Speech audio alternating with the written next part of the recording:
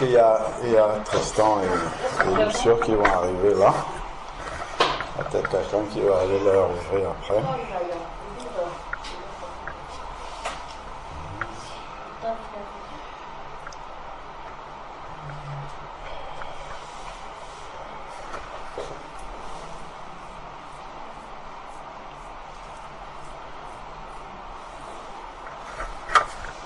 Bon, rendons grâce à Dieu pour ce jour nouveau qu'il nous accorde, de pouvoir nous retrouver encore ensemble par sa volonté. Je pense que les visages que nous sommes aujourd'hui ne sont pas ceux qui ont l'habitude d'être forcément là les dimanches ensemble. Et c'est vraiment le Seigneur qui décide de rassembler ses enfants comme il le souhaite, quand il le souhaite, pour ce qu'il souhaite faire.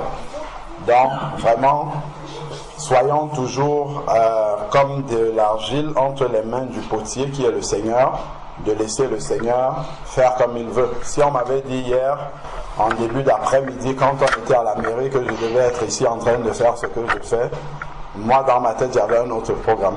Donc, c'est hier, pendant le mariage, pendant la soirée même, je peux dire que le frère Jessie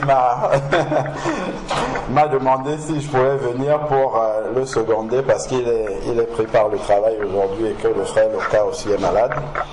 Donc voilà, Dieu sait pourquoi il permet les choses. Et vraiment, soyons ouverts pour laisser le Seigneur faire ce qu'il a prévu de faire aujourd'hui.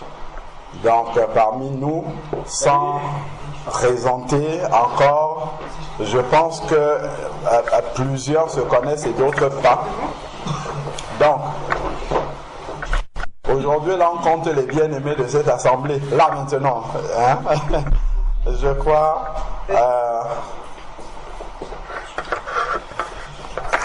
reconnaître quelques visages qui sont ici, et après les autres sont visiteurs. Mais il n'y a pas de visiteurs dans la maison du Seigneur parce qu'elle est la même partout. Voilà. Donc partout où nous sommes, en famille, on se sent chez nous parce que c'est la présence de Dieu, c'est le royaume de Dieu et ce qui nous unit, c'est l'Esprit de Dieu. Donc à partir du moment où on a l'Esprit de Dieu, même si c'est la première fois qu'on se rencontre, je pense que chacun de nous a déjà pu expérimenter cela. Lorsqu'il rencontre un véritable enfant de Dieu qui est passé par la vraie expérience, il y a quelque chose de naturel qui se produit dans les échanges qu'on a. On ressent, et quand on rencontre aussi quelqu'un qui nous dit être un enfant de Dieu, mais qui n'a pas expérimenter la conversion véritable, on le ressent aussi tout de suite quand on discute de la foi avec cette personne-là. Tout de suite, on comprend que il y a quelque chose qui n'est pas normal, parce que normalement, la nouvelle naissance, Dieu ne fait jamais de comparaison pour rien. La naissance physique vient de Dieu. Hein? Donc la naissance, bienvenue ma soeur, la naissance de Caïn, qui est, je pense, le premier homme qui est né du sein d'une femme, c'était un miracle de Dieu. Donc Dieu sait exactement comment ça se passe. Donc si l'Esprit de Dieu parle de la naissance spirituelle en comparant avec la naissance physique, c'est vraiment parce qu'il y a des similitudes parfaites qui correspondent. Donc de la même manière qu'un enfant, pour venir au monde, il faut que deux parents aient une intimité, l'enfant vient au monde, le processus est le même. Donc normalement pour la nouvelle naissance, ça doit aussi être la même chose. Et ce qu'on observe d'un enfant à l'autre, certes il y a des petites variantes, mais il y a beaucoup de choses qui sont similaires d'un enfant à un autre. Tu vas prendre celui-là, tu vas prendre un autre là-bas, les réflexes sont les mêmes. Quand ils ont faim, ils vont pleurer, tous les enfants font ça. De la même manière, il y a beaucoup de similitudes. Donc de la même façon aussi, lorsque tu vas rencontrer quelqu'un qui est réellement converti, qui est né de nouveau, qui a rencontré le Seigneur Jésus-Christ, il y a quelque chose de naturel qui va se passer. Et tu vas voir cet enfant, si l'autre était plus grand, vous allez les voir jouer tout de suite. Il y aura, au début, ils vont s'observer un peu, mais après, tu vas voir qu'il y a quelque chose de naturel qui va se produire entre les enfants. Tu vas les voir courir entre eux. C'est comme s'ils se connaissaient depuis. C'est comme s'ils avaient toujours été ensemble. Les enfants, d'ailleurs, on le dit souvent, les enfants, quand ils changent d'environnement, je sais par exemple qui a déménagé là. Il y a des enfants qui sont tout petits. Quand ils vont aller à l'école, ça sera pareil que ceux qui sont à Choisy, quand ils étaient à Choisy. Au début, ils vont regarder les camarades comme ça, mais à la fin de la journée, de la rentrée même, vous allez les voir, c'est comme s'ils ont toujours été dans cette école-là. Parce que entre les enfants, il n'y a pas de barrière. C'est-à-dire tout de suite, au début, je ne te connais pas, après, est-ce qu'on peut jouer ensemble, ou bien ils ne posent même pas la question, ils commencent à jouer tout de suite. C'est comme ça devrait être comme ça. Non, ce n'est même pas ça devrait, c'est comme ça. Quand deux personnes sont réellement converties, ont expérimenté la conversion, normalement, c'est ça la première question qui doit venir lorsque on rencontre un enfant de Dieu. Quand Paul, dans Acte 19, quand il rencontre les disciples d'Éphèse, qu'est-ce qu'il leur demande? Est-ce qu'il leur demande où est-ce que tu pries? Est-ce qu'il leur demande est-ce que tu es baptiste? Est-ce que tu es pentecôtiste? Est-ce que tu es... Est-ce que vous avez reçu le Saint-Esprit lorsque vous avez cru? Des questions essentielles. Peu importe que tu pries à Nice, tu pries le bâtiment, tu pries... Est-ce que tu as reçu, parce que c'est ça en fait qui vous lie comme étant des frères. Est-ce que tu as reçu le Saint-Esprit? Si tu n'as pas reçu, tout ce que nous allons causer là après, ça ne sert à rien, on ne va pas se comprendre. On ne va pas se comprendre.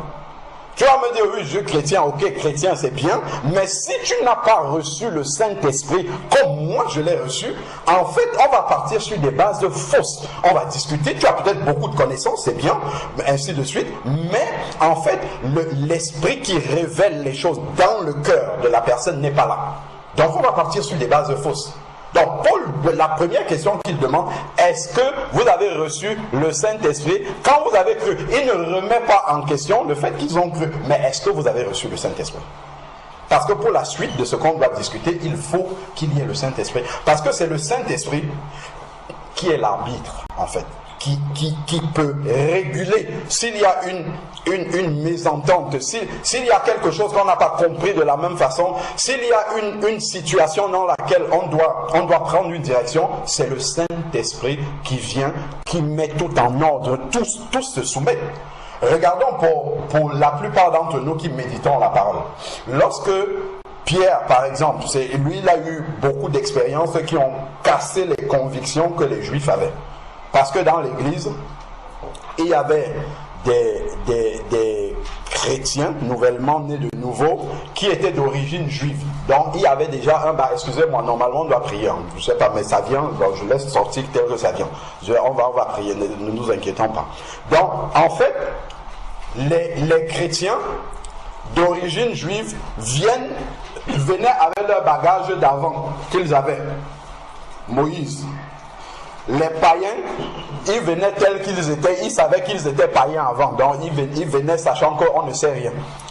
Donc, les chrétiens d'origine juive ne pouvaient pas s'imaginer qu'ils entrent, parce que la loi l'interdisait, ils ne se mélangeaient pas, qu'ils entrent chez un païen. Alors, le Seigneur, le sachant, il vient, il parle à l'apôtre Pierre, dans Actes chapitre 10. Il lui montre la vision de la nappe avec les oiseaux impurs, les bêtes et tout ça. Il lui dit, tu y manges. Pierre dit, jamais. Je n'ai jamais mangé quelque chose comme ça. Dieu lui dit, mais qui es-tu? C'est moi qui te dis, tue et mange. Il a fallu que le Seigneur lui dise ça. Le Seigneur était en train de casser le background juif qu'il avait. Il fallait que quelque chose se casse et qu'il comprenne qu'il faut recommencer à zéro. Parce que tout ce que le Seigneur vous a montré avant en tant que juif, c'était l'image. C'était l'ombre des choses à venir. La réalité, c'est là en Christ. Et quand Christ vient, on passe maintenant dans le domaine spirituel et il n'y a plus de questions, je suis juif et l'autre est païen. C'est fini. C'est l'Esprit de Dieu, point. Tout ce que tu étais avant, tout ça là, ça ne compte pas. Et donc, à ce moment-là, Pierre finit par accepter ce que le Seigneur lui a dit. Il monte prier tout de suite. Les gens que Corneille avait envoyés arrivent. Et ils lui disent, voilà, notre maître, celui qui servait, nous a envoyé venir t'appeler, on ne sait pas pourquoi. Heureusement que Dieu lui avait pas, il ne serait pas parti. Mais comme c'est Dieu qui lui a parlé par son esprit, justement parce qu'il a l'esprit. Si Pierre n'avait pas l'esprit, il serait resté là. Il aurait dit qu'attends, ça ce sont les païens qui viennent m'appeler, je vais faire quoi avec les païens? C'est l'esprit de Dieu qui ramène tout vraiment en ordre. Quand on a décidé d'obéir au Seigneur de tout son cœur, quand l'esprit de Dieu nous montre quelque chose, Seigneur, d'accord, ce que je croyais, mais si on résiste à l'esprit aussi, bien sûr il y a des conséquences. Donc il accepte de partir avec eux, lui-même ne sachant pas ce qui va se passer. Donc il s'est abandonné entre les mains du Saint-Esprit. On voit vraiment comment l'Esprit de Dieu conduit les choses. Il part avec des païens, il ne sait pas ce qui va arriver là-bas. Il arrive, Corneille aussi qui veut se mettre à... Il dit non, non, non, je suis un homme. Et quand il a pris la parole chez Corneille, Corneille avait invité plein de païens, ses amis, sa famille, tout ça. Pierre commence déjà par leur expliquer, c'est comme une repentance, hein. Il commence par leur dire que vous savez qu'il n'est pas permis pour nous les juifs, c'est dans la parole hein, tout ce que je dis, il n'est pas permis pour nous les juifs d'entrer chez les païens. Mais Dieu m'a convaincu que en tout lieu, s'il y a quelqu'un, il parlait de la manière, parce que la Bible dit dans ce chapitre-là que Corneille était un homme pieux reconnu, donc il cherchait Dieu de tout son cœur, mais il n'avait pas encore reçu la vérité. On voit pourquoi c'est important, la vérité. Donc quand Dieu voit quelqu'un qui le cherche de tout son cœur, qui cherche à lui plaire, il va lui envoyer la vérité. Donc Pierre est venu, puisque la vérité qui est Jésus n'était plus sur la terre, Pierre vient là comme le représentant de Jésus. Pierre entre maintenant, il s'installe, Corneille a parlé, il dit, nous voici donc devant Dieu. Lui-même Pierre se met de côté, nous voici devant Dieu. Si on se l'imagine, c'est comme si physiquement Dieu était là. En fait, c'est l'Esprit de Dieu qui est là. Fais maintenant ce que tu as prévu de faire.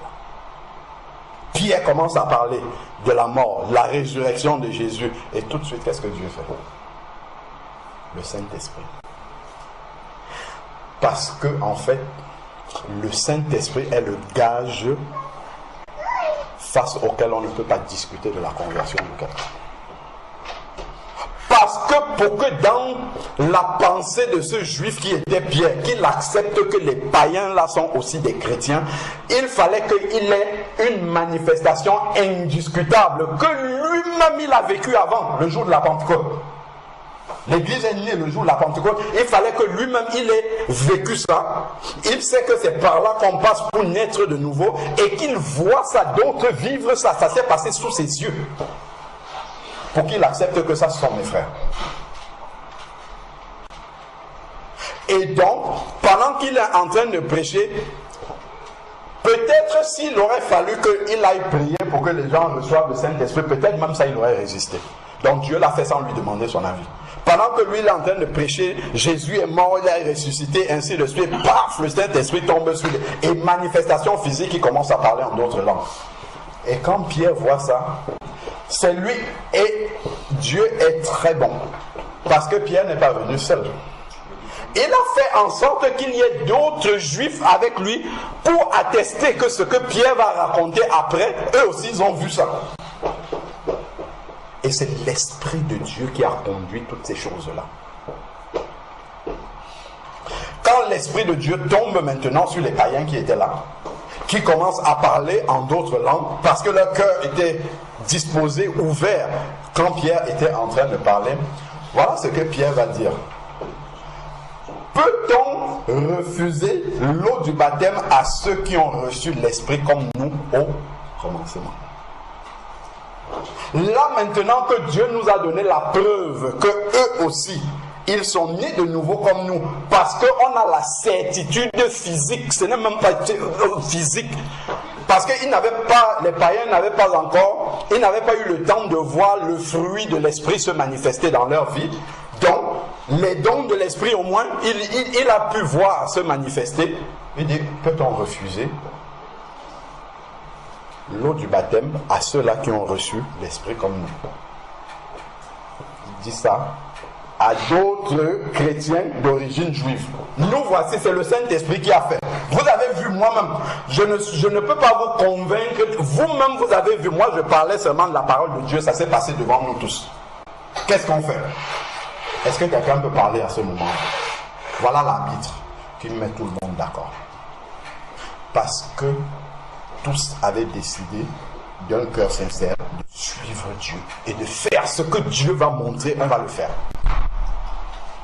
Parce que pour nous, qui sommes d'origine païenne, on va dire, et qui avons la Bible, on peut avoir un peu de recul. Mais imaginons-nous un peu ceux-là, à leur époque, ils ont reçu la Torah étant bébé, tout ça. Donc, c'est quelque chose qui s'est fondé comme ça, brutalement.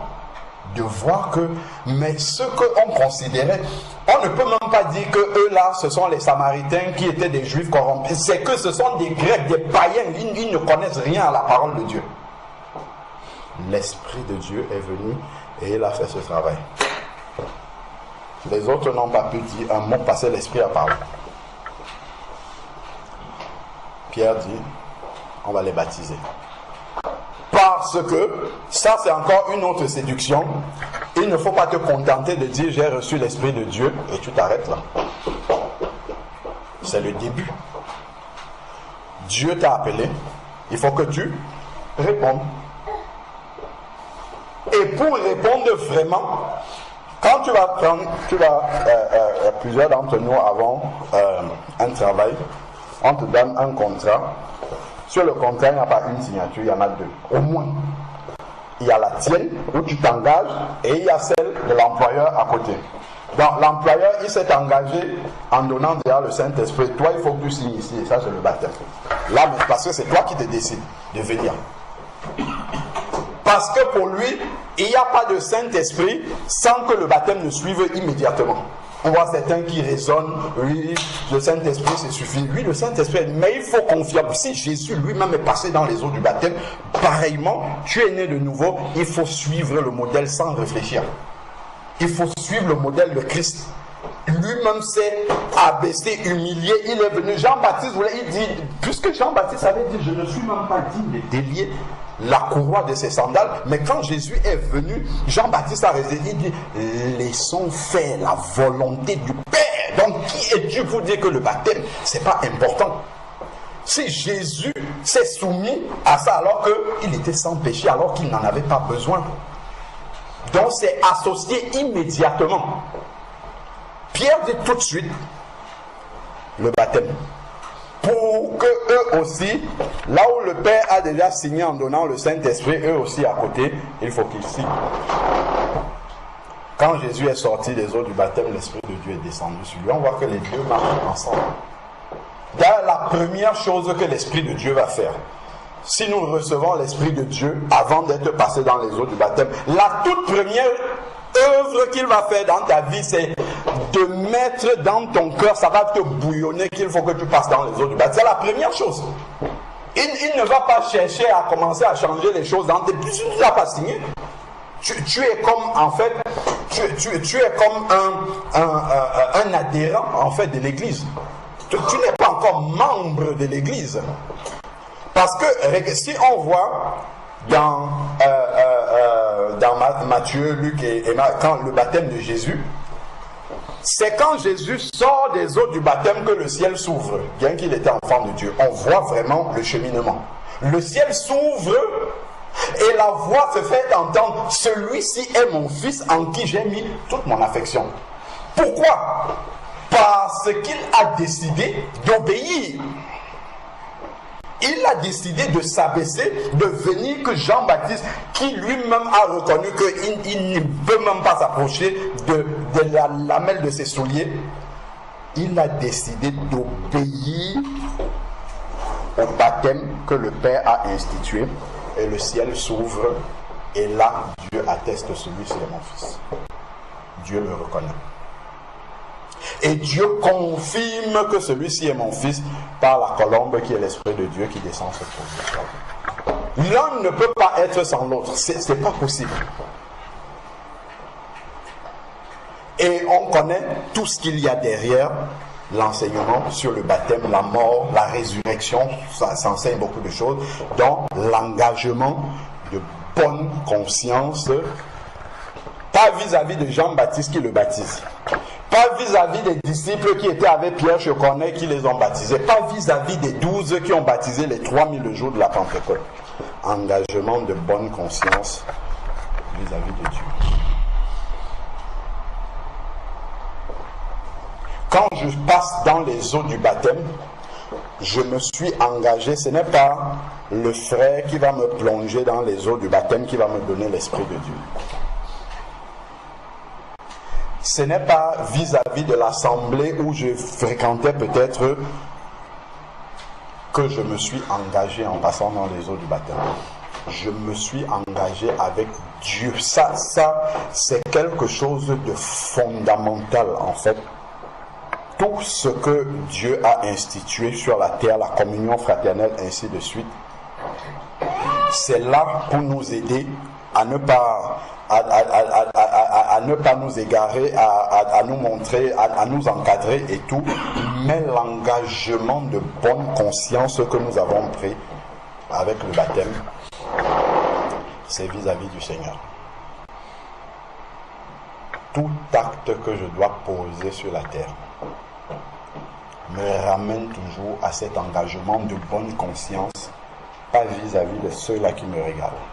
C'est bien d'avoir une bonne, un bon témoignage vis-à-vis de mes frères, de l'église, des païens. C'est très important, c'est capital, c'est nécessaire. Mais il faut que j'ai un bon témoignage vis-à-vis de Dieu. C'est ça qui est le plus important. Lorsque dans Job chapitre 1 on en parlait, les enfants, les fils de Dieu sont réunis, Satan vient aussi, il se présente. Et c'est Dieu qui rend témoignage de Job. Il dit, est-ce que, où étais-tu? Il dit, j'étais parcourir la terre, me promener. Il dit, est-ce que tu as remarqué mon serviteur Job? Donc, il y a, imaginons le nombre de personnes qu'il y a sur la île, est-ce que tu l'as remarqué? Et Satan ne va pas lui dire, je l'ai vu ou je ne l'ai pas vu. Satan commence par lui dire, c'est parce que tu as protégé ses biens. Ça veut dire qu'il a vu ses biens-là. Il voulait toucher et il a vu que ses biens étaient protégés. Dieu lui dit qu'il n'y a personne qui est intègre sur la terre comme lui. Il n'y a pas quelqu'un qui obéit comme lui. C'est pour ça que Satan n'a pas pu mettre la main. C'est la désobéissance qui permet que Satan puisse mettre la main sur notre vie. Sauf quand on lit la suite, si Dieu permet. Et ça se limite dans le périmètre que Dieu a permis. Quand Dieu a dit, tu peux toucher ceci, tu peux toucher ses biens, tu peux toucher sa santé, mais sa vie, non, tu ne peux pas. Tout ce que Satan a fait, Satan a pris l'autorisation de Dieu en se disant, il ne sait pas ce qu'il me demande de faire là, je vais finir avec lui, tout, il va mourir. Non, mais il n'a pas pu. Il a essayé de déstabiliser, de détruire tout ce que Job pouvait être, mais il n'a pas pu toucher au souffle de sa vie. Parce que Dieu avait dit, non, ça, tu ne peux pas toucher, c'est pour moi. Donc de la même manière, si on est un enfant de Dieu et que nous connaissons réellement Dieu dans le tréfonds de notre cœur, le plus important, c'est de marcher dans l'intégrité et l'obéissance avec le Seigneur. Et Satan n'aura rien à réclamer dans notre vie. Rien. On pourra se mettre en face comme ça et lui dire, ça, tu laisses mes enfants. Tu laisses mon mari, tu laisses ceci avec autorité. Et il doit obéir.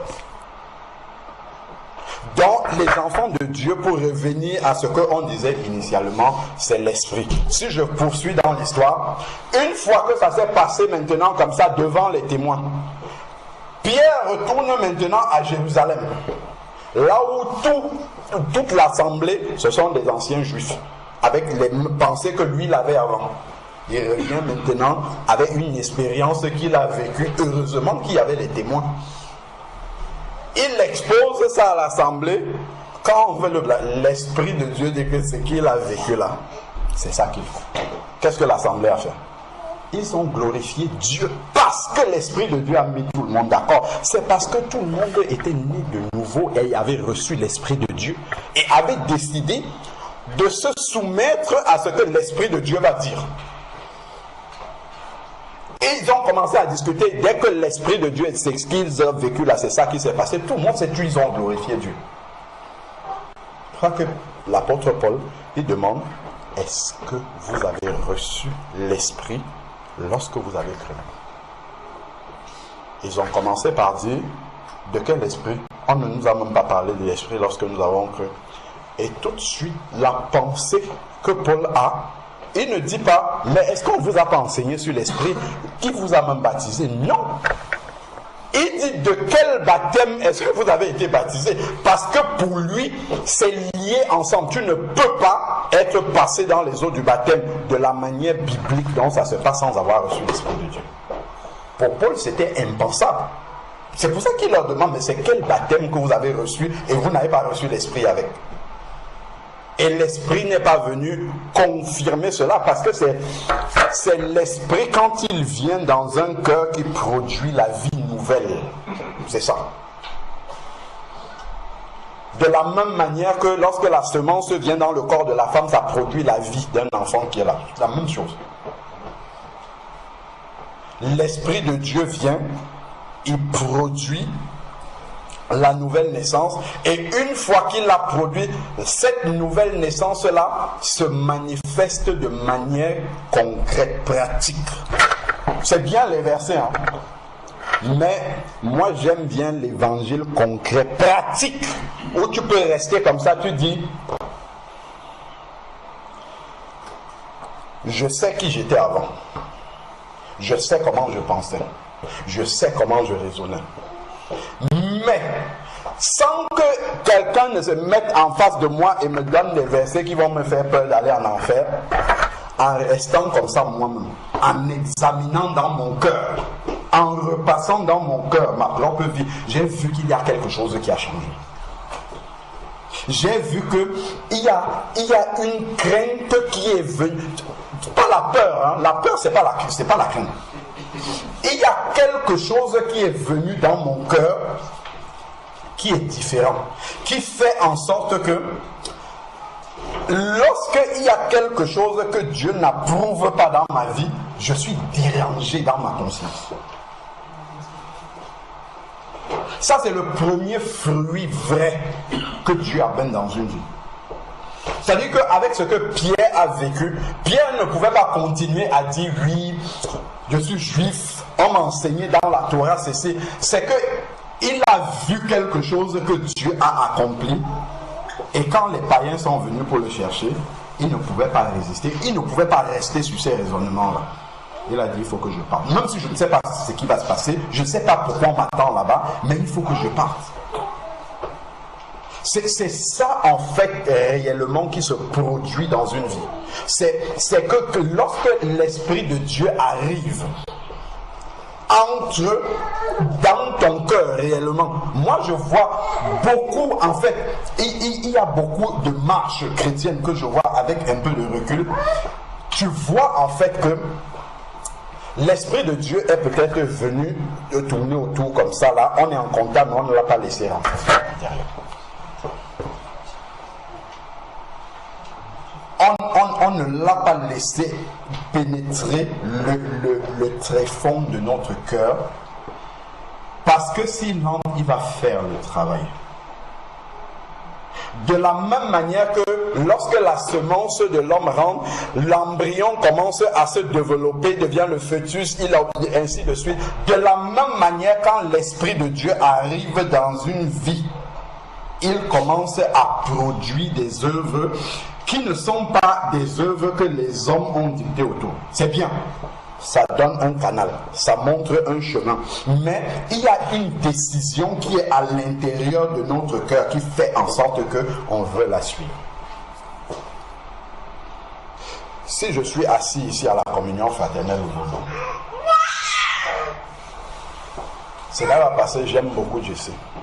Ce n'est pas parce que je viens pour qu'on ne dise pas que pourquoi tu es absent depuis longtemps. c'est que quand je m'assois, je sais que Dieu a un travail à faire dans ma vie, dans mon cœur.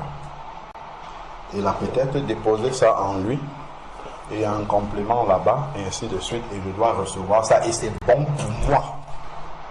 Ça va me permettre d'avancer, ça va me permettre de grandir, ça va me permettre de me rapprocher davantage de ce que Dieu veut faire dans ma vie. Et cette motivation-là me porte à aller chercher ce complément-là dont j'ai besoin. C'est ça la motivation. Bien sûr, ça va faire plaisir aux uns et aux autres. Ça, c'est secondaire, ça, c'est accessoire, ça. Voilà des œuvres que l'Esprit de Dieu, quand il vient, tu as fait quelque chose, tout de suite ta conscience te reprend à l'intérieur. C'est-à-dire que ça, un enfant de Dieu ne peut pas faire ce que tu fais. Et tu es dérangé. Tu n'es pas à l'aise. Ça, c'est le fruit que l'Esprit de Dieu produit dans une vie. Si on ne parle pas de ce que j'explique là, c'est le B.A.B.A. de l'évangile. On peut commencer à expliquer l'Apocalypse, Jésus va revenir dans les airs, tout ça c'est bien. Mais la base de l'évangile, tout ce qui va être bâti maintenant dessus, ça part de ces fondements-là, je vous assure, les choses simples comme ça. Si on a acquis ça dès le départ, je nous assure qu'on va marcher tout droit jusqu'à l'arrivée, sans tomber. Ça, c'est quand je dis ça, bien sûr, on peut tomber en chemin sans nous égarer, sortir du chemin et ne pas rentrer.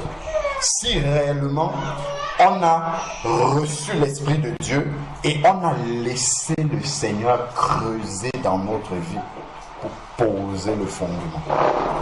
Si on a laissé la semence de Dieu maturer. D'ailleurs, c'est ce qu'il dit dans 1 Jean chapitre 3 au verset 9. Il dit en fait qu'un enfant de Dieu ne peut pécher. Ce n'est pas que tu ne vas jamais faire de péché. Et il dit pourquoi? Il dit parce que la semence de Dieu est en lui. Parce que la semence là ne peut pas te laisser tranquille. Si tu marches dans le péché et que il n'y a rien qui te dérange, il faut t'arrêter, tu te poses, tu te dis bon. Si j'ai vu l'Esprit de Dieu commencer à se manifester en moi, c'est-à-dire que j'avais mauvaise conscience lorsque je marchais mal, ça me dérangeait. Maintenant, ça ne me dérange plus. Ça veut dire que quelque part, en fait, il y a eu une fracture et quelque chose s'est cassé dans ma relation avec Dieu. Ça peut se faire de manière subtile et je ne m'en suis pas rendu compte. Et j'ai continué à évoluer comme ça, comme si Dieu était toujours là. Mais en fait, je n'entends plus l'Esprit de Dieu me parler. Parce que l'Esprit de Dieu, lui, va continuer à parler. Mais je ne suis plus sensible. Parce que progressivement, je me suis éloigné de cette voie-là. Ou alors je me suis rebellé. Une fois, l'Esprit de Dieu m'a montré. Parce que l'Esprit de Dieu, en fait, c'est Dieu. Et Dieu a toujours respecté notre volonté. Dieu ne combat pas avec notre volonté. S'il vient, il nous montre que Kylian, tu dois faire ça. Si tu ne veux pas faire, te laisse. Il ne va pas te forcer à le faire. Dieu pouvait empêcher que Adam et Ève ne mangent le fruit de l'arbre. Mais il les avait prévenus. Il leur avait donné les conséquences. Lorsqu'ils ont décidé de manger, il n'a pas empêché qu'ils puissent manger. L'Esprit de Dieu, ça va être la même chose. Il te montre, comme il dit, je mets devant toi deux chemins, celui de la vie. Je te conseille de choisir la vie, mais il y a aussi celui de la mort. Et tu es libre de faire ce choix-là. Et c'est cet engagement de bonne conscience, pas vis-à-vis de Dieu que tu as pris au départ, c'est cela qui te pousse. Lorsque tu es devant ce choix-là, à prendre le chemin de la vie. C'est ça qui te pousse à le faire. Mais si tu es passé superficiellement sur une émotion, sur quelque chose, et que tu n'as pas laissé vraiment Dieu te pénétrer, en fait, dans la suite, c'est comme lorsqu'on veut bâtir une maison. On peut poser n'importe quelle fondation qu'on veut, c'est pas grave. Au début, c'est pas grave. On peut commencer à poser les briques dessus, ça va bien monter, hein, il n'y a pas de problème. Visuellement, comment ça va monter vite. Après, on va mettre la dalle dessus. La dalle va commencer à peser sur les briques qu'on a posées. Les briques elles-mêmes vont commencer à peser sur la fondation. Et si cette fondation-là n'était pas préparée à la quantité de briques qu'on a posées dessus, après, qu'est-ce qui va se passer? C'était monté si vite. De la même manière que c'est monté si vite, de la même manière, ça va s'écouler encore plus rapidement. Ça, c'est quand on a couru, on court. La marche avec le Seigneur, ce n'est pas là une course de vitesse.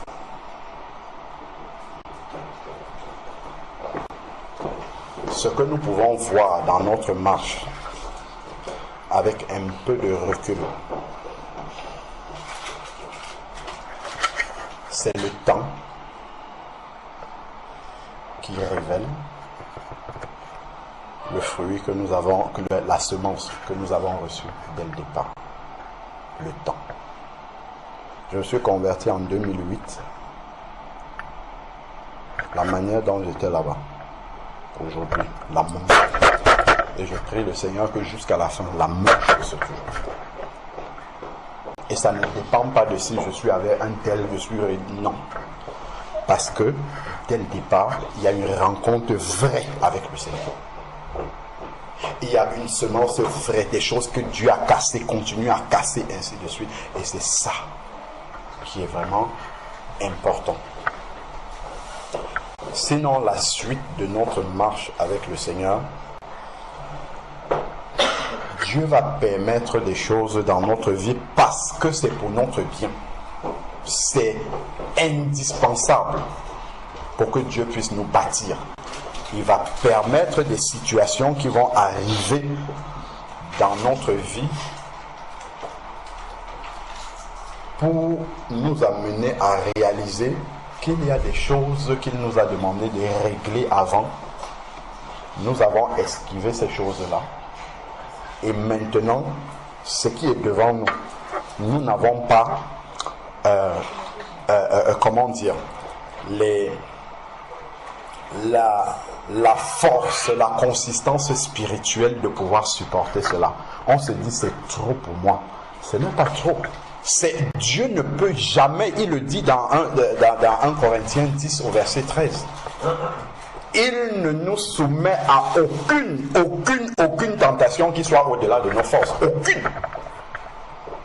S'il permet cela, c'est que normalement au stade où tu en es avec le Seigneur, tu devrais être capable de pouvoir supporter cela. Et cela a un but. Mais si à chaque fois, on a trouvé une excuse pour ne pas obéir au Seigneur, pour ne pas laisser le Seigneur creuser profondément dans notre vie pour asseoir une fondation devant. Lorsque nous allons marcher un peu, nous allons nous retrouver devant des situations qui vont révéler combien nous sommes légers devant Dieu. Ne soyons pas légers devant le Seigneur.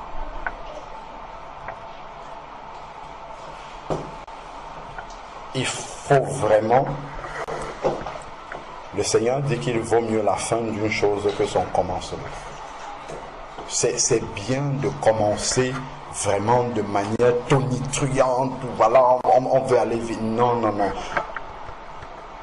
Il faut laisser le Seigneur, dans l'intimité, nous bâtir profondément. Laisser l'Esprit de Dieu travailler profondément en nous. Laisser l'Esprit de Dieu crucifier en nous ce qui doit être crucifié pour que ça ne se manifeste pas après. Et même après que ça soit crucifié, il faut continuer à veiller pour que le vieil homme ne prenne pas le dessus. Parce que bien que l'Esprit de Dieu vienne habiter en nous, la chair qui est une copie de notre vieil homme est toujours là, prête à ressusciter tout le temps. Avec l'aide du Saint-Esprit et notre volonté, parce que l'Esprit de Dieu ne va jamais faire quelque chose sans notre volonté, nous allons pouvoir maintenir la chair dans la mort, dans la tombe.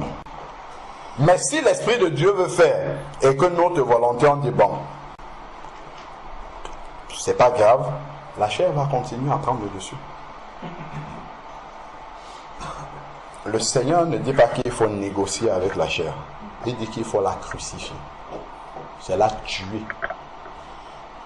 C'est pour ça qu'il dit que le royaume de Dieu appartient aux violents.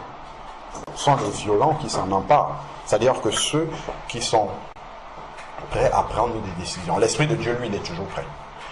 Prêt à prendre la décision de dire à l'Esprit de Dieu, fais le travail que tu as à faire. Je ne vais pas te retenir, je te laisse faire. Fais le travail, prends toute la place. Ça, c'est vraiment important.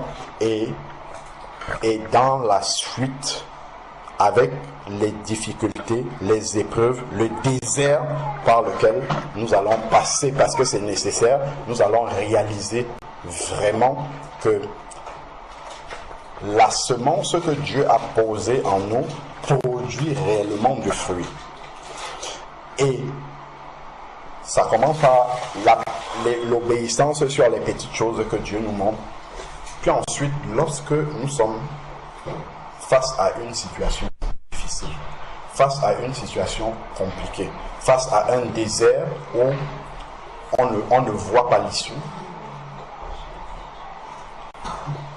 le fait qu'on soit préparé et avons appris à connaître Dieu dans l'intimité, ça fera en sorte, c'est vrai que la chair est là, Jean-Baptiste est passé par là. Lorsque on l'a mis en prison, il a envoyé les disciples demander au Seigneur,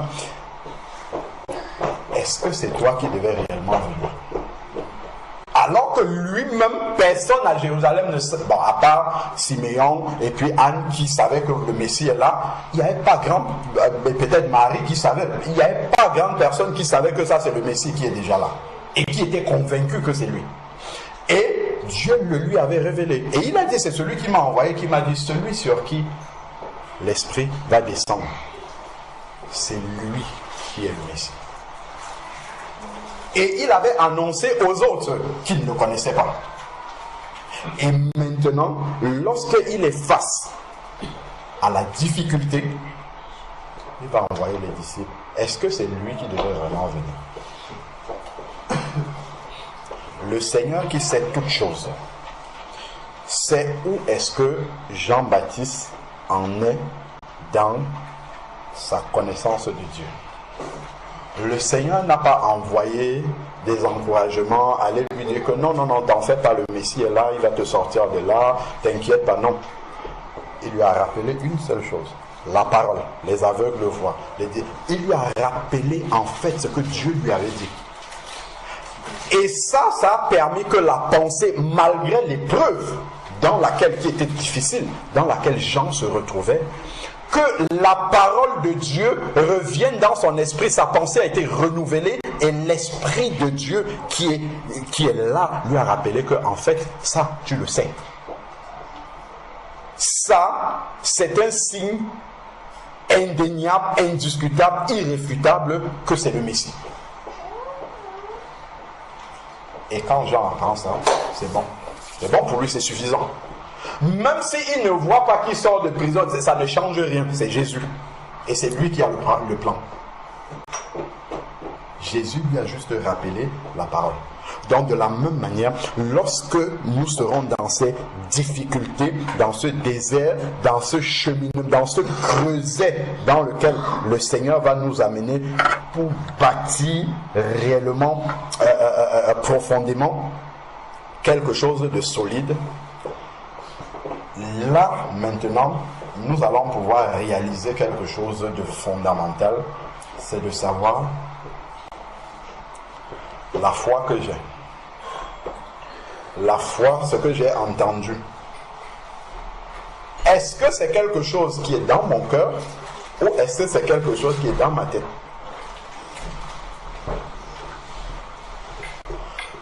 La foi, beaucoup c'est d'abord dans la tête. Moi le premier. Hein. Parce que je peux confesser beaucoup de versets. Mais maintenant alors, lorsque la situation arrive, où ces versets-là doivent se vivre maintenant, comment est-ce que je réagis? Est-ce que je commence à paniquer, à me dire mais qu'est-ce qui m'arrive, ainsi de suite? Oui, comme Jean-Baptiste, au début, on va s'étonner un peu, mais qu'est-ce qui se passe? Pourquoi c'est comme ça? Qu'est-ce qui arrive? Mais un enfant de Dieu qui a appris à connaître le Seigneur dans l'intimité va s'arrêter et se demander la situation qui est en train de m'arriver, le chemin par lequel je suis en train de passer actuellement, qui me semble difficile, qui me semble compliqué, qui me semble sans issue. Quand je me tourne à gauche, je me tourne à droite, derrière, devant, je ne vois pas d'issue. Cette situation-là, c'est une surprise pour moi, mais ce n'est pas une surprise pour Dieu. Oui, Marcel. Le titre, comment c'est le titre de la prédication? Le titre de la prédication.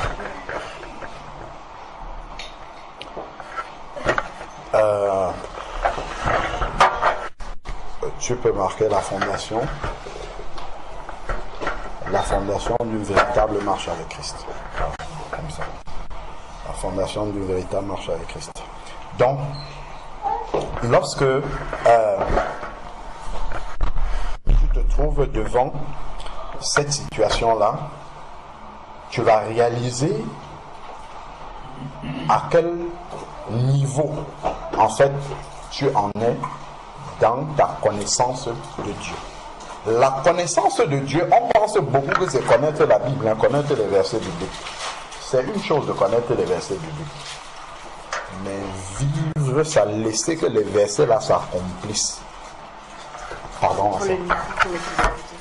Ah, il faut mettre les écouteurs. Ah, d'accord, ok, pas de souci. Merci. Donc, en fait, pour réellement laisser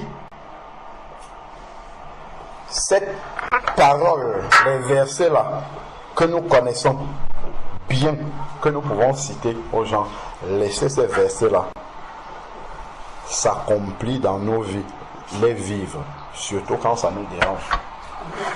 C'est ça qui révèle la connaissance que nous avons de Dieu.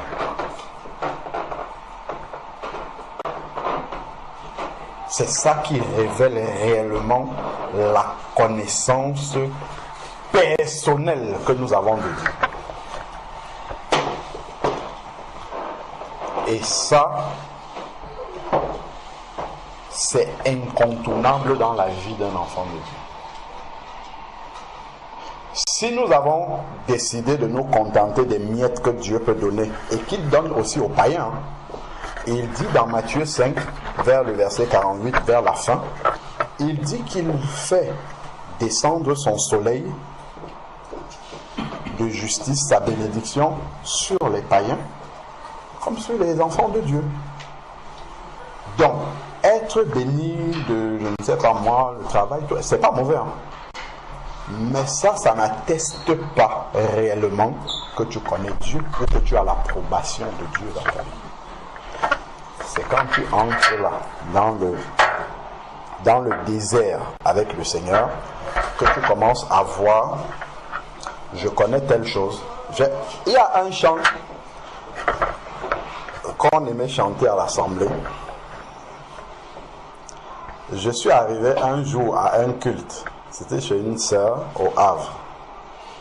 Et quand on a commencé à chanter ce chant-là, je n'arrivais pas à chanter. Il ne m'a jamais laissé tomber, il ne m'a jamais trahi un jour. Depuis que je suis venu dans sa maison, il ne m'a jamais laissé tomber. Je chantais ça de manière rhétorique à l'assemblée. Mais ce que j'étais en train de vivre à ce moment-là, je dis waouh! Seigneur, est-ce que je peux chanter ça réellement? Mais pourtant, j'ai l'habitude de le chanter tous les dimanches. Mais là maintenant, comment est-ce que dans cette situation-là, je ne peux pas imaginer que tu ne vas pas me laisser tomber? Parce que je tourne à gauche, je tourne à droite, je ne vois pas la solution. Je ne vois pas comment est-ce que je vais m'en sortir dans cette situation. Et c'est dans ces choses-là que tu réalises qu'en fait, il y a beaucoup de choses qui sont intellectuelles dans ta tête, que tu confesses comme ça, tu dis vite fait, tu chantes vite fait, mais quand tu es dans la situation, tu te rends compte que ta connaissance de Dieu, elle est petite comme ça, elle est toute petite, tu deviens tout petit, tu dis Seigneur, pardon, enseigne-moi encore à te connaître réellement. Si tu as laissé que je me trouve dans cette situation, tu sais aussi comment tu vas permettre que je puisse sortir de là. Normalement, c'est ça. Si tu connais Dieu, d'accord, Seigneur, ok, je suis dans cette situation, je ne vois la sortie ni à gauche, ni à droite, ni en haut, ni en bas, mais je sais une chose, c'est que tu as la clé de sortie. Donc je ne dois pas douter que tu peux le faire quand tu veux. Ça ne dépend pas de moi, c'est quand tu veux que tu pourras le faire. Donc je ne dois pas douter déjà de ça. Que Dieu peut le faire, quel que soit ce que c'est. Dieu peut le faire. Et ça ne dépend, il ne prend pas le temps. On peut le voir avec la guérison et les miracles que Jésus faisait. Aussi simplement que Jésus va tenir la main de la belle-mère de Pierre et lui dit lève-toi parce qu'elle n'a que la fièvre. C'est comme ça que nous on voit ça. Elle n'a que la fièvre, lève-toi, elle se lève. De la même manière, ma soeur, il y a un appel. De la même manière, en fait, Jésus va arriver devant la tombe de Lazare, il dit Lazare sort. Les deux mots. Lazare sort, deux mots. Pour ressusciter un mort. Pourtant, si on nous annonce ici que quelqu'un est mort et que le Seigneur veut le ressusciter, on vient, on dit, mes frères, vous avez la foi, venez, on va pour prier pour lui. Laisse-moi d'abord jeûner 3 jours. Je vais venir, on va aller prier. Comme si c'est ça qui va changer la connaissance. Là, il a dit 2 mots parce qu'il était déjà prêt, il était déjà préparé, il n'avait pas besoin d'aller se plaindre. Et il avait une connaissance infaillible de Dieu. Quand il arrive, il commence par dire, Père, il dit c'est à cause de ceux qui sont là que je fais, mais je sais que tu m'exauces toujours. Parce qu'il avait une vraie, c'était une présomption de connaissance de Dieu. C'était une connaissance véritable du Seigneur. Il savait que Dieu ne pouvait pas le trahir là. Ce n'est pas possible. Lazare sort 2 mots suffisants. Parce qu'il savait, quand il prononce cette parole-là, il savait avec quelle autorité, de manière certaine, il est en train de prononcer cette parole. Lazare sort. Pas besoin de multiplier beaucoup de paroles. Lazare sort, mais avec une pleine conviction, une pleine connaissance, une pleine intimité avec celui qui donne l'autorité de prononcer cela, et ça a produit ce que ça a produit. Donc, c'est vraiment ces paroles-là qui me sont venues, dès que j'ai pris la parole, moi c'était pour dire qu'on commence, ce sont ces paroles-là qui sont venues comme ça, et c'est ça que le Seigneur met sur mon cœur, que il attend vraiment cela de chacun de nous, et c'est ça qui nous permettra d'aller jusqu'au bout, parce que nous sommes rendus à la fin du temps, et le plus important, c'est que nous puissions franchir la ligne d'arrivée.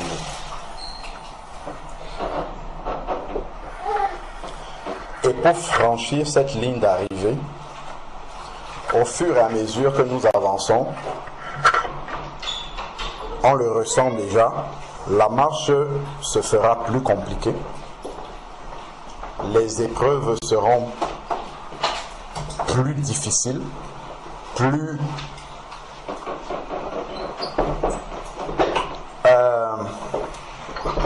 plus écrasante d'une manière humaine, si on laisse cela nous écraser, et il faudra que notre foi et notre connaissance de Dieu soient réelles pour que nous puissions finir la marche avec le Seigneur. Il faut que cette connaissance-là soit réelle. Donc, vraiment, je vais m'arrêter là. Et nous allons prier pour rendre grâce à Dieu pour ce qu'il a déjà commencé à nous donner, pour ce qu'il a prévu encore de nous donner, et vraiment que nos cœurs soient bien disposés à pouvoir recevoir tout cela, à pouvoir expérimenter tout ce que Dieu a en réserve pour chacun d'entre nous,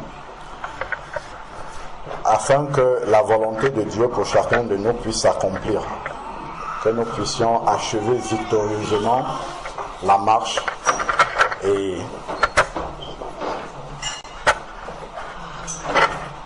être avec le Seigneur pour toujours. Donc voilà, nous allons prier, rendre grâce à Dieu. Je vais bénir le nom du Seigneur pour ses paroles, ses mots. Éternel, Roi de gloire, Père de miséricorde, merci Seigneur Dieu Tout-Puissant encore de nous avoir assemblés en ce lieu. Merci de nous avoir tous conduits, Seigneur Père éternel, ici pour accomplir l'œuvre pour laquelle tu nous as réunis. Seigneur Père éternel, comme je le disais en commençant, je ne savais pas que je devais être ici.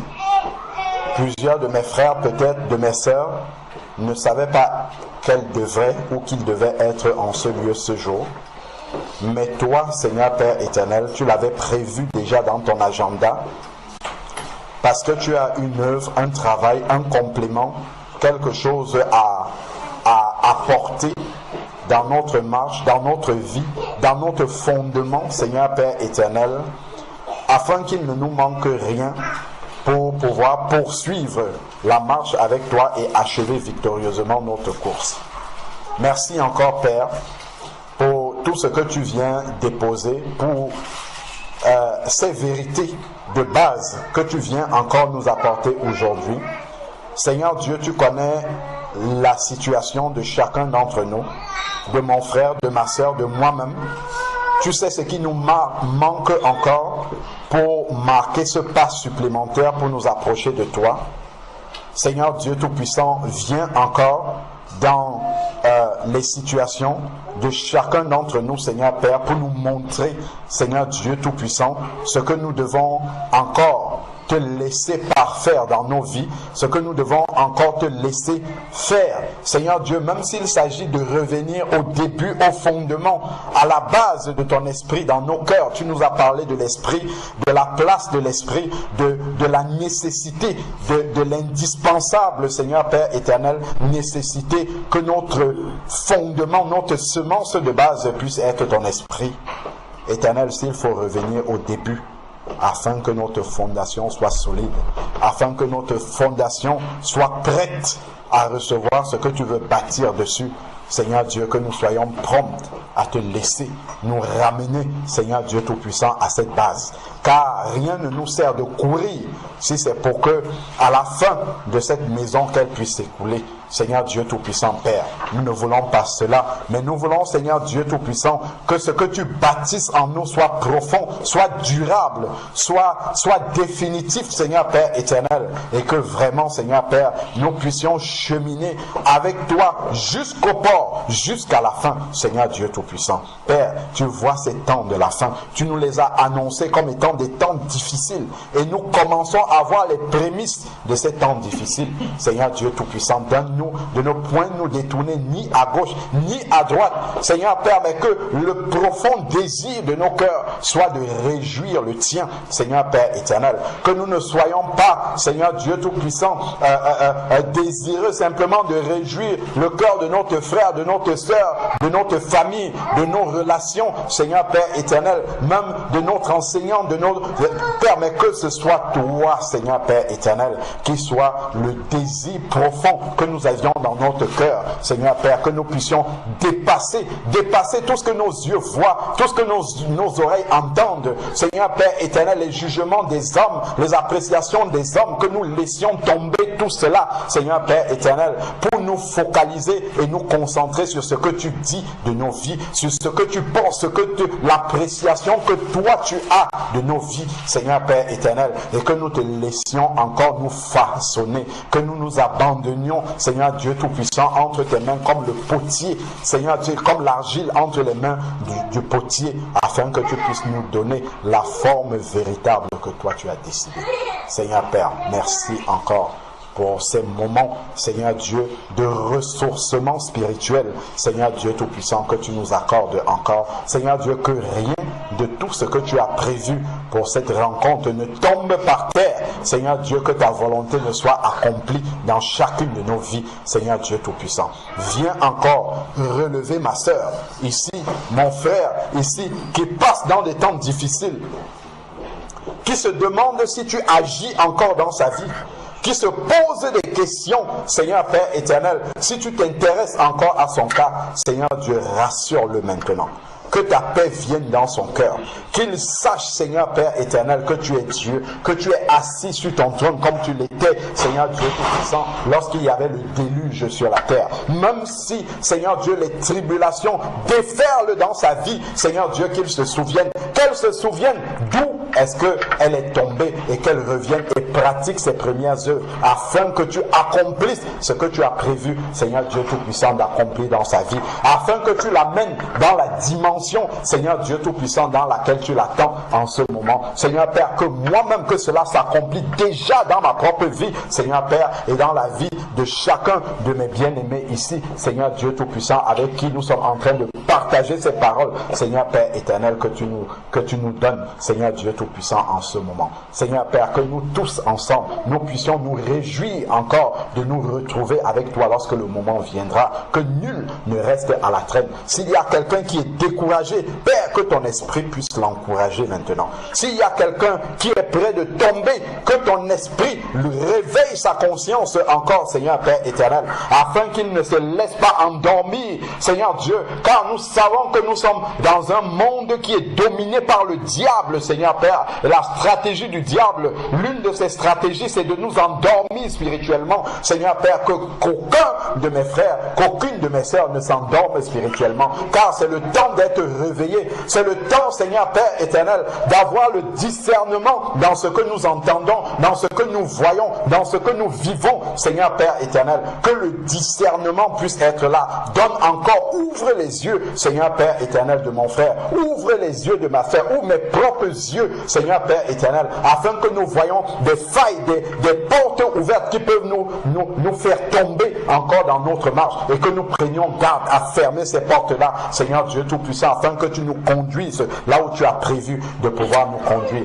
Père, nous te bénissons. Merci pour tous ceux et celles, Seigneur Dieu, que tu as amenés depuis chez eux, des lieux d'où ils sont partis pour être là, Seigneur Dieu Tout-Puissant. Viens par ton esprit te glorifier encore au milieu de nous. Viens encore accomplir ton œuvre, que rien ici ne vienne faire obstacle, Seigneur Père éternel, à ce que tu as prévu de faire cet après-midi. Père, que toute pensée soit rendue captive à l'obéissance de Christ, Père, en ce moment. Merci pour cette maison qui nous accueille. Père, que ta paix puisse y demeurer. Tu as dit, dans quelques maisons où nous entrions, Seigneur Dieu Tout-Puissant, si on nous y reçoit, Seigneur Dieu, que ta paix puisse y être, Seigneur Dieu. Voilà, nos bien-aimés, nous bénissons ton nom, Seigneur Dieu Tout-Puissant, pour cet appartement que tu leur as accordé. Cela vient de toi, c'est une grâce, Seigneur Père éternel. En plus, une maison qui s'ouvre pour accueillir ton église, Seigneur Père éternel. Que vraiment ta bénédiction puisse y être, que cette maison ne manque jamais d'huile et de farine, que vraiment les anges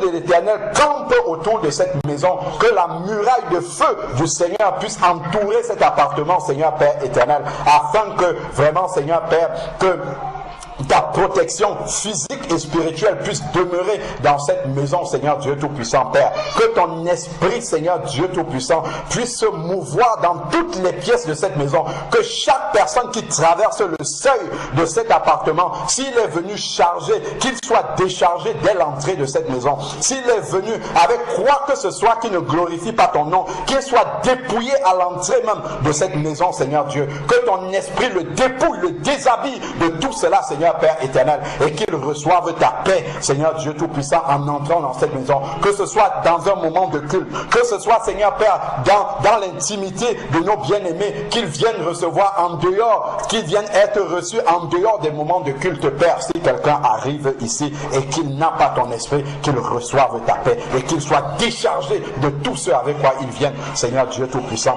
car cette maison t'a été consacrée. Nous te la consacrons encore, Seigneur Père éternel. Que ici là puisse être ton sanctuaire, où ton esprit, Seigneur Dieu Tout-Puissant, puisse toujours se mouvoir, où, Seigneur Père, les cœurs meurtris qui arrivent reçoivent la guérison qui vient de toi, Seigneur Père éternel. Reçoivent la guérison de l'âme, Seigneur Père. Que les cœurs remplis de souffrance, meurtris, Seigneur Père éternel, puissent te rencontrer, Seigneur Dieu Tout-Puissant, en ce lieu. Puissent être guéris, puissent être restaurés. Que les vies brisées par l'ennemi puissent être restaurées en ce lieu, dans cette maison, dans cet appartement, Seigneur Dieu Tout-Puissant, Père. Merci encore à cause, Seigneur Dieu, de ton nom qui est invoqué sur la vie de nos bien-aimés. À cause, Seigneur Père éternel, des prières de ton Église qui s'élèvent, Seigneur Dieu, depuis ce lieu. Père, nous te prions, Seigneur Dieu Tout-Puissant, pour les voisins qui sont ici. Seigneur Dieu, toi tu les connais dans l'intimité. Nous ne savons pas s'ils te connaissent. Nous ne savons pas ce qu'ils pratiquent, Seigneur Père éternel. Mais nous prions au nom de Jésus-Christ que tout ce qui est contraire à la volonté de Dieu dans cette résidence, que maintenant tout cela tombe au nom de Jésus-Christ. Nous proclamons ta seigneurie dans toute cette résidence à cause de ton nom qui est invoqué en ce lieu. Que l'homme fort qui est dans cette résidence, nous le détrônons maintenant par la puissance et l'autorité du nom de Jésus. Nous proclamons la seigneurie de Jésus-Christ dans toute cette résidence, pas seulement cet appartement. Seigneur Dieu, s'il y a quelque semence qui ne vient pas de toi autour de cette résidence, que cela soit consumé maintenant par la puissance du nom de Jésus. Le Saint-Esprit consume toute cette semence-là maintenant au nom de Jésus-Christ, afin que ton Église puisse se réunir dans la paix.